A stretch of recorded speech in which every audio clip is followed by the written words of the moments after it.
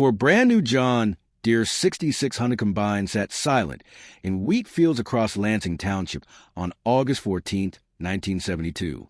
80-degree heat, perfect harvest weather, and 4 farmers, men who'd signed notes for $28,000 machines just 3 months earlier, stood in their fields with wrenches in their hands and parts manuals that might as well have been written in Russian. 2 miles east, Dennis Stromberg was on his 15th hour of the day, running a 1958 John Deere 55 that had 14 harvests behind it.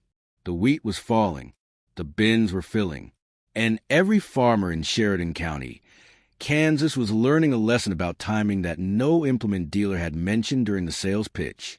What I'm about to tell you is based on documented patterns that swept through wheat country during the 1972 harvest season.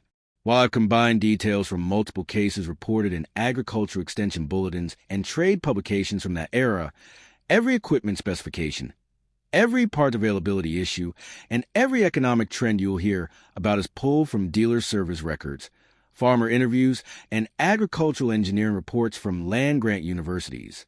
This story has been assembled using historical research verified by human expertise in agricultural history and mechanical engineering. Names and some specific details have been fictionalized for narrative purposes, but the core events reflect what actually happened across the Great Plains when new technology collided with the greatest grain boom in American history. To understand what happened in Lansing Township that August, you need to go back to March 17, 1972. Dennis Stromberg was at the Farmers Cooperative elevator in town, settling up from last year's wheat crop, when Vernon Hayes walked in with a grin that said he knew something nobody else did yet. Vernon farmed 2,200 acres southeast of town, ran newer equipment than most, had connections at the County Farm Bureau office. You hear about the Russians? Vernon said. Dennis hadn't. Nobody had. But over the next hour, as farmers filtered into the co-op for coffee and the morning grain report, word spread about negotiations happening in Washington. The Soviet Union, whose wheat crop had failed harder than anyone in the Kremlin wanted to admit, was looking to buy American grain, a lot of it, millions of tons, the kind of purchase that could move markets. If this goes through, Vernon said, wheat's going $3, maybe higher. Wheat was at $1.33, had been bouncing between $1.20 and $1.40 for 2 years. The idea of $3 wheat seemed like fantasy. But Vernon wasn't known for wild speculation. By May, it wasn't fantasy. The Russian grain deal, what traders would later call the Great Grain Robbery, was announced in July, but the markets had been moving since April. Wheat futures were climbing. By June, cash wheat in Kansas was pushing $2. By July, it was at $2.50 and still climbing. The Chicago Board trade floor was chaos. Export terminals in Houston and New Orleans couldn't load ships fast enough, and farmers across the Great Plains were doing math that 6 months ago would have seemed insane. Dennis ran 640 acres, a full section, with another 320 he rented from his uncle, winter wheat. He'd planted in September of '71, expecting to harvest around 30 bushels per acre, sell it for maybe $1.40, and clear enough to make his land payment and put something aside. Now he was looking at the same crop, potentially bringing $2.50, maybe $3 a bushel, the difference between a decent year and the kind of year that could retire debt. But there was a problem, and Dennis knew it before most. His combine was a 1958 John Deere 55, self-propelled, 10-foot header. It had been a good machine in its day, revolutionary actually when it came out. The 55 was one of the first self-propelled combines that really worked, that could keep up in wheat and handle varied conditions. But that was 14 years ago. The machine had 14 harvests on it. The engine had been rebuilt twice. The cylinder bars were on their third set. The feeder house had been welded so many times it looked like patchwork. It ran. But asking it to harvest 950 acres of wheat in the narrow window you had when grain was ready, that was asking a lot. The new John Deere 6600 had been introduced for the '72 model year. It was everything the old 55 wasn't. Bigger engine, a 6-cylinder diesel putting out 105 horsepower versus the 55's gasoline 4-cylinder at 60 horsepower. Wider cut. You could get a 13-foot header, even a 15-footer if you wanted, hydrostatic drive instead of gear drive, which meant infinite speed adjustment, a grain tank that held 80 bushels instead of 50, and most importantly, capacity. A 6600 could harvest 30 to 40 acres a day in good wheat, where the old 55 might do 15 to 20 if everything went right. The math was compelling. If wheat stayed above 250, an extra 15 acres a day over a 2-week harvest translated to real money. Money that could justify a $28,000 combine, especially when you factored in that the old 55 might grenade in the middle of harvest and leave you watching your crop deteriorate while you waited on parts that hadn't been made in a decade. Dennis went to Houghton Implement in May. The dealer, Earl Houghton, who'd sold Dennis's father his first tractor in 1948, had 3 6600s on a lot and orders for 8 more. The factory in East Moline, Illinois, was running double shifts trying to keep up with demand. You want one, you need to decide now. Earl said, I've got farmers calling me every day. Deere's allocating by dealer history. I can get you one for July delivery, but that's if you commit today. Dennis looked at the 6600 sitting there gleaming in the spring sun, painted that John Deere green that meant quality, meant reliability, meant you were serious about farming. The machine represented everything the 55 wasn't. New, capable, built for the kind of wheat crop he had coming. But there was something that bothered him, and he couldn't quite name it. He'd been farming since he was 16. He was 42 now, and he'd learned that the newest thing wasn't always the best thing. Not in the first year. There were always bugs to work out, issues that didn't show up in the brochure. What about parts? Dennis asked. Earl looked at him like he'd asked about the color of the sky. It's John Deere, Dennis. Parts are everywhere. For a brand new model? Deere stands behind their equipment. You have a problem, we get you fixed. Dennis thanked Earl and said he'd think about it. He drove home past 4 farms where new 6600s were being delivered. Vernon Hayes had bought one. Carl Wojcik, who farmed north of town. Raymond Keller and his son-in-law, who ran adjoining quarters and were splitting the cost of a 6600 between them. Even Lloyd Brennan, who was conservative with money to the point of being called cheap, had signed the papers for one. By the first week of June, Dennis counted 11 new 6600s in the township. The old combines, 55s, 45s, even some pull-type machines from the 50s, were being parked in groves or sold for salvage. The dealers couldn't move them. Why buy a 10-year-old machine when wheat prices were high enough to justify new?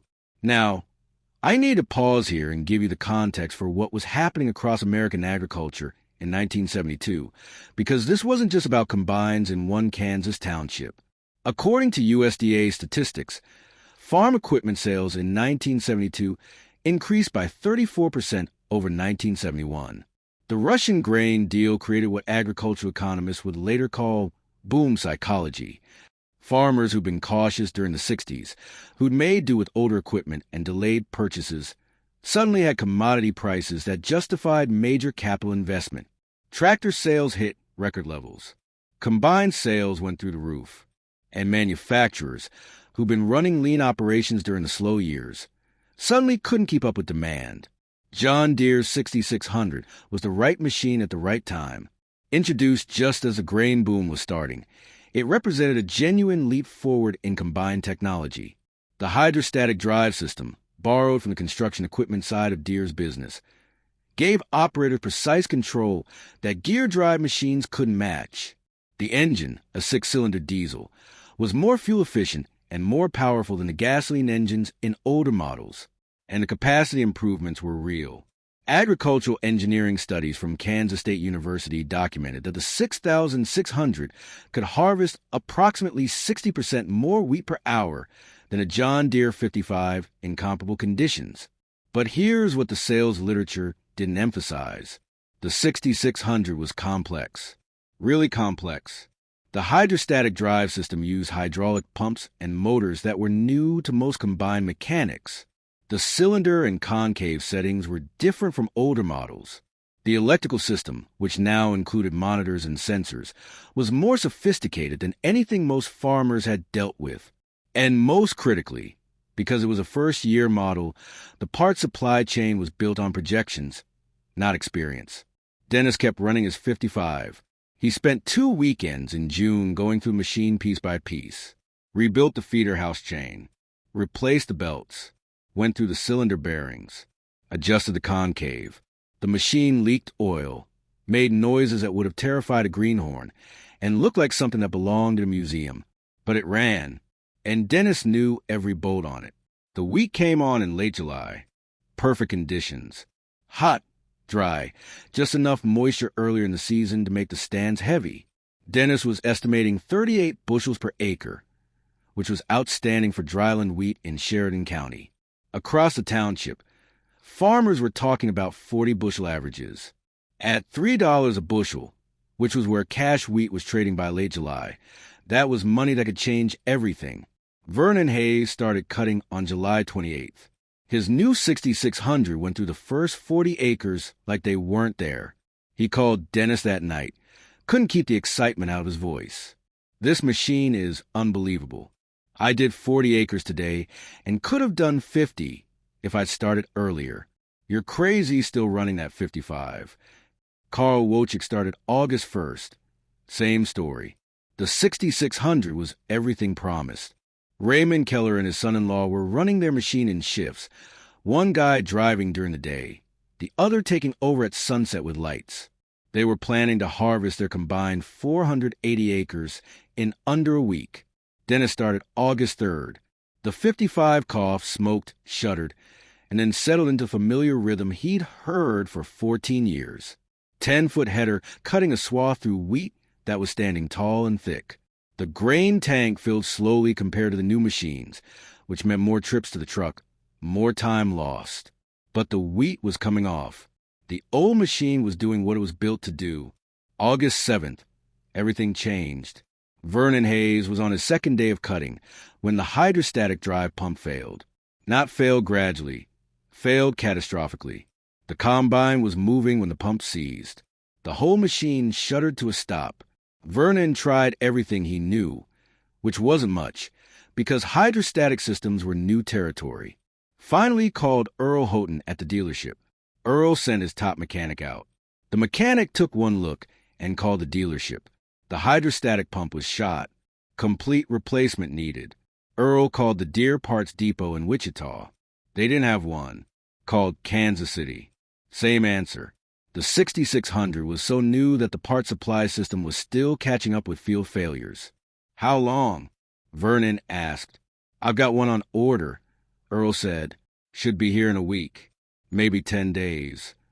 Vernon had 280 acres left to cut. The wheat was at perfect moisture. Every day it stood was a risk. Weather could turn. Wind could shatter the heads. Hail could destroy everything. A week felt like a year. Now, before we go further, you need to understand something about parts availability in 1972 that's different from how things work today. This was before computerized inventory systems, before overnight shipping was standard, before dealers kept extensive stocks of every component. Parts distribution worked on a hub system. Deere had regional depots that supplied dealers, but the depots stocked based on historical failure rates and anticipated demand. For a brand new model like the 6600, those numbers were guesses. And when the harvest hit and machines were running hard, failures happened faster than the system could respond. The Agricultural Engineering Department at the University of Nebraska documented this in a study published in early 1973. They found that for new equipment models introduced during high-demand years, parts availability issues were 3 times more common than for established models. The supply chain simply couldn't adapt fast enough to real-world failure patterns. August 9th, Carl Wojcik's 6600 died. Different problem. The cylinder drive belt shredded. It was a special belt, specific to the 6600, different from anything on the older models. Earl didn't have one in stock. The depot in Wichita had 2, both already promised to dealers in central Kansas. The next shipment from the factory was scheduled for the following week. August 11th, Raymond Keller's machine went down. Electrical problem. A sensor in the grain tank monitoring system failed, which shut down the entire combine's electrical system as a safety feature. The sensor was a small component, probably cost $15, but it wasn't something you could bypass easily, and Earl didn't have a replacement. By August 12th, there were 4 brand-new John Deere 6600 combines sitting silent in fields across Lansing Township. Vernon Hayes' machine with the failed hydrostatic pump, Carl Wojcik's with the shredded belt, Raymond Keller's with the electrical failure, and Lloyd Brennan's. His machine had developed a concave issue that nobody could quite diagnose, but that was putting cracked grain into the tank, which would dock his price of the elevator. The dealers in surrounding counties were reporting the same pattern. The 6,600s were breaking down at rates nobody anticipated, not because they were poorly built. They were excellent machines, but because they were complex, new, and being run hard in conditions that tested every component. And the parts system couldn't keep up. Dennis Stromberg kept cutting. The old 55 leaked oil, rattled, and sounded like it was trying to shake itself apart. But it kept running. He'd replace a feeder house chain mid-harvest. A 4-hour job. He did himself with parts he had in his shop. Parts that fit combines going back to the 50s. When a belt broke, he had spares. When the cylinder needed adjustment, he knew the settings by feel. Every evening, as Dennis made his final dump of the day and parked the 55, he could see Vernon Hayes' gleaming new 6,600 sitting motionless in the field across the section. Could see Carl's machine parked in the shed with the header removed for the belt work that couldn't happen until the belt arrived. Could see Raymond and his son-in-law walking their field, watching wheat that was starting to shatter from standing too long. Here's a question for anyone who was farming in the 70s or who remembers watching family members face decisions like this. When new technology promises to make everything easier, faster, better, how do you weigh that against the reliability of equipment you know inside and out? I want to hear from people who lived through this era. What was the calculation you made? Did you jump on the new equipment? Or did you wait?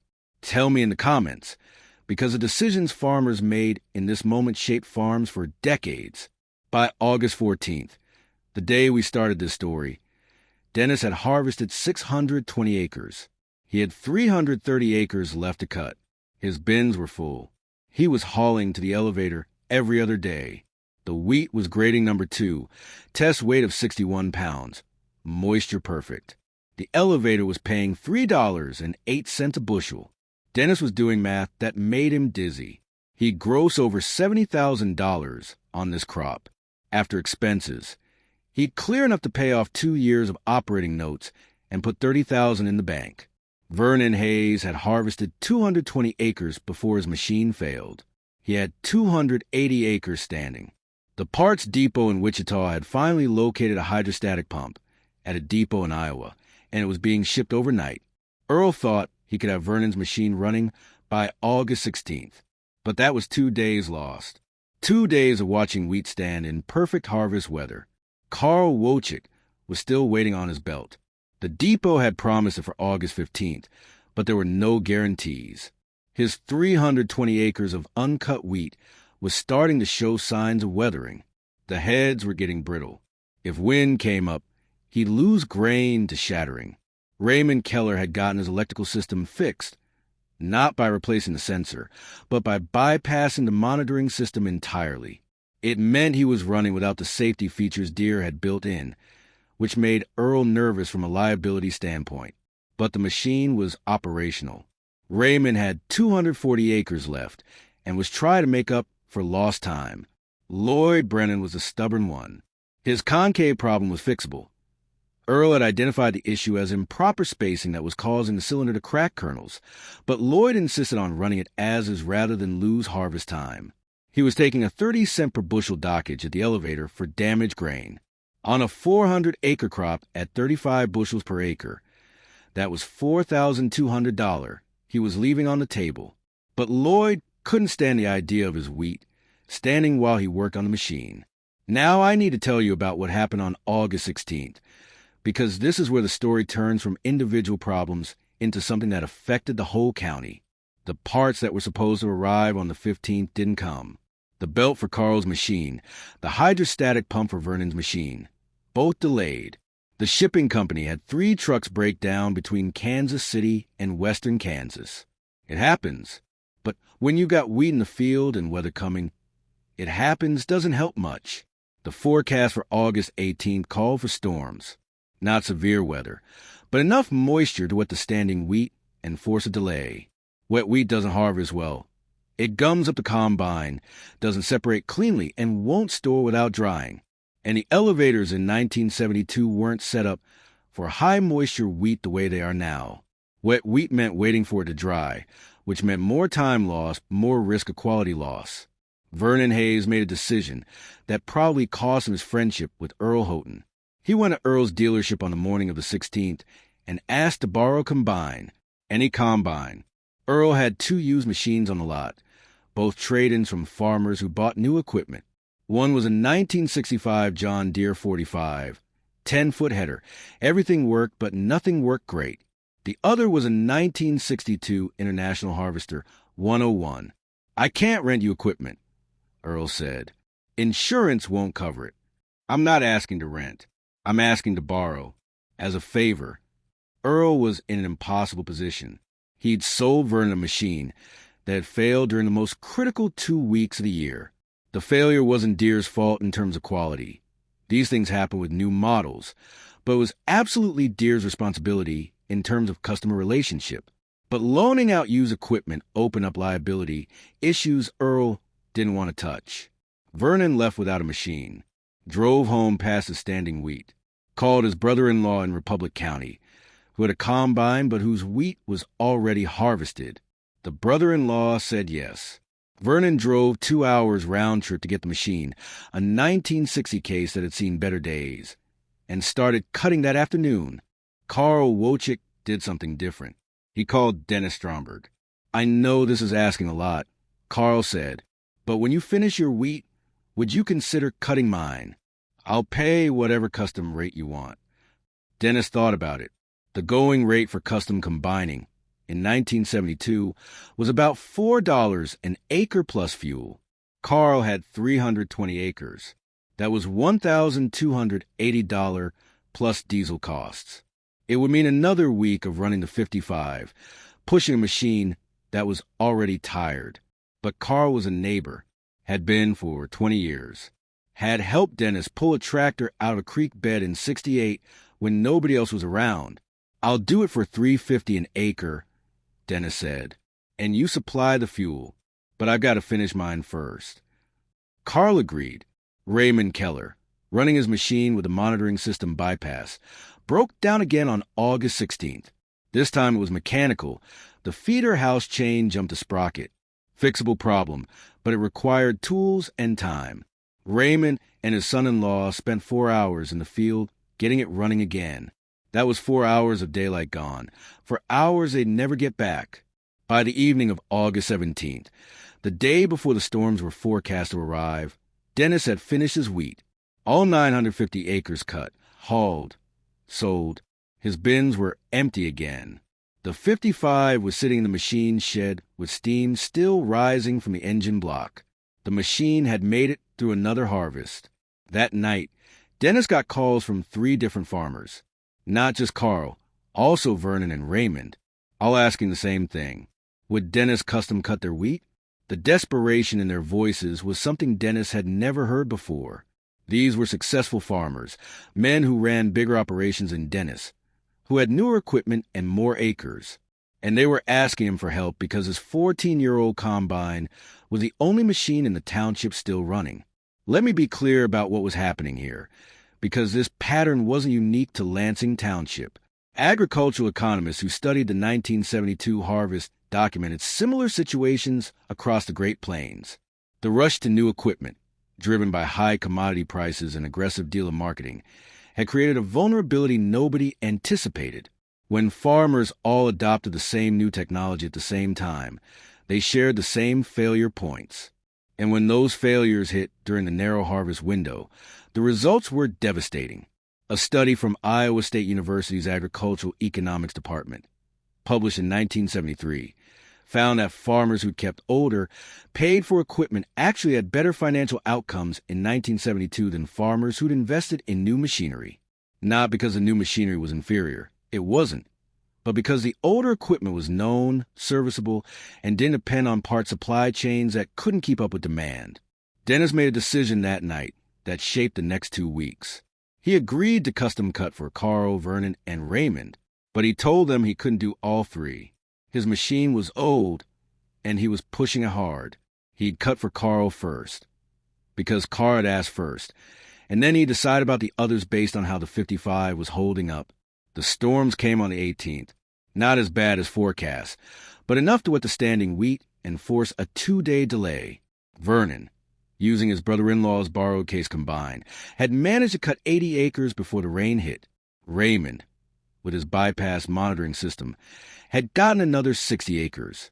Lloyd Brennan, still running with the concave problem, had cut 90 acres but was still taking the quality dockage. August 20th, Dennis started on Carl's wheat. The 55 was showing its age. The engine was burning oil worse than before.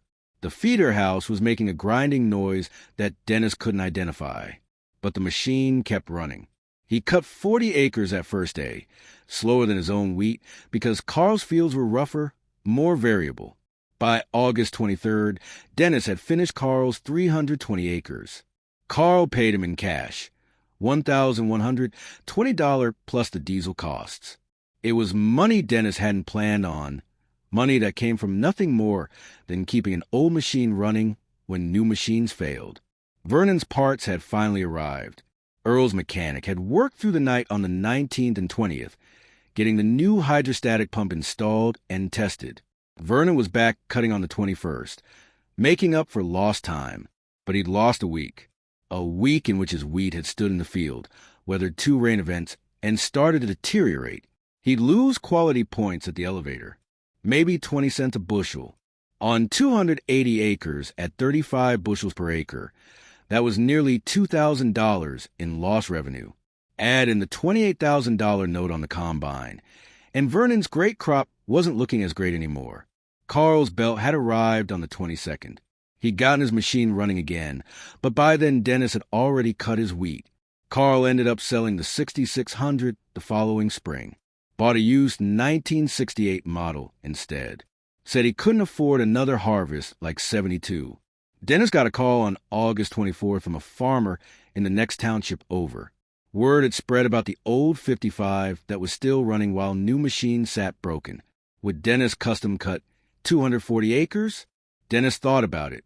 The 55 had ground through over 1,500 acres already. The machine was held together with welds, worn bearings, and sheer stubbornness. Pushing it further seemed reckless. But the farmer was desperate. His crop was weathering.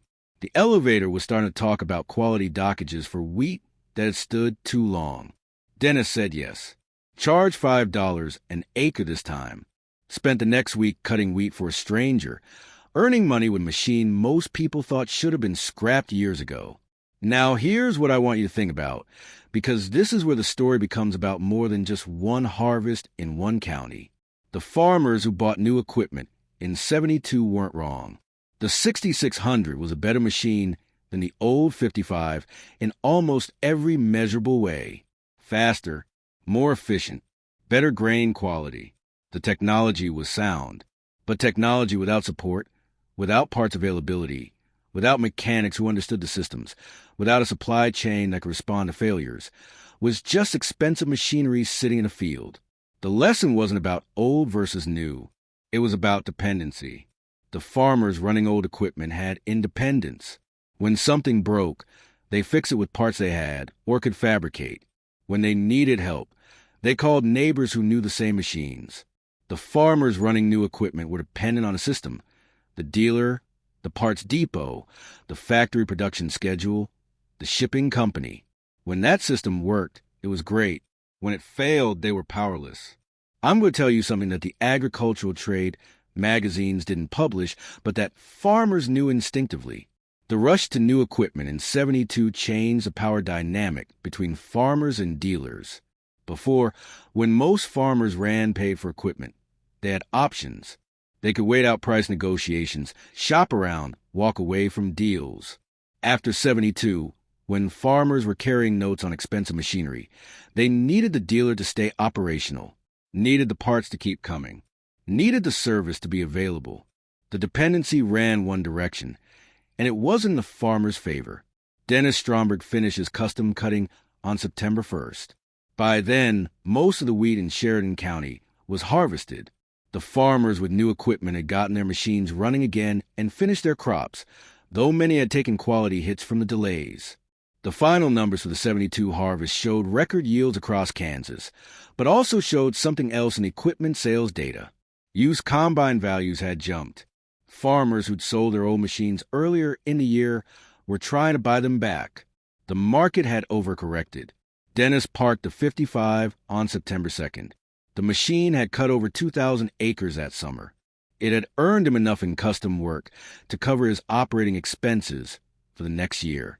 And it had taught him something about the difference between capability and reliability, between what a machine could do when everything worked and what would do when nothing else did.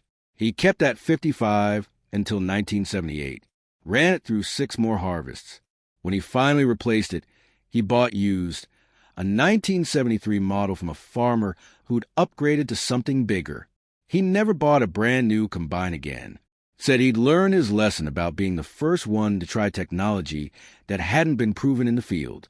Now, I want to hear from the people who lived through this era, because the decisions farmers made in the early 70s about equipment shaped their operations for decades. If you were farming then, or if you remember family members deal with these choices, tell me what you saw. Did the rush to new equipment pay off? Or did the old iron prove its worth? What was the moment you realized that newer wasn't always better? The comment section is where the real stories live. So don't hold back. The 1972 harvest became a case study in agricultural economics programs. It showed up in extension bulletins under titles like Equipment Reliability and Harvest Timing and Managing Technology Adoption Risk. But for the farmers who lived through it, it wasn't an economics lesson. It was money in the bank or money left in the field. It was the difference between a great year and a disaster. It was a moment when they learned that sometimes the best machine is the one that keeps running when everything else stops. This channel exists to preserve the real history of American agriculture, the economics, the machinery, the impossible choices farmers face when the numbers said one thing and experience said another. If you think these stories matter, if you believe someone needs to document what actually happened before everyone who remembers is gone, subscribe. Share this with someone who needs to hear it. Because every story here is researched, sourced, and told with respect for the people who lived it. And that's not something you find everywhere. Dennis Stromberg sold his farm in 1987, retired to town. The 640 acres went to a neighbor who consolidated it into a larger operation. The machine shed still stands, though it's used for grain storage now. The old 55 was sold at auction in 1978 for $2,400 to a farmer in Nebraska who ran it for another decade. As far as anyone knows, it's still running somewhere, still proving that sometimes the best technology is a technology that refuses to quit. The new combines, the 6,600s that broke down in August of 72, they became excellent machines once the bugs were worked out and the part supply caught up with demand. By 1974, they were the standard, the machine everyone wanted. The early buyers paid the price for being first. That's how it always works. Someone has to be the field test.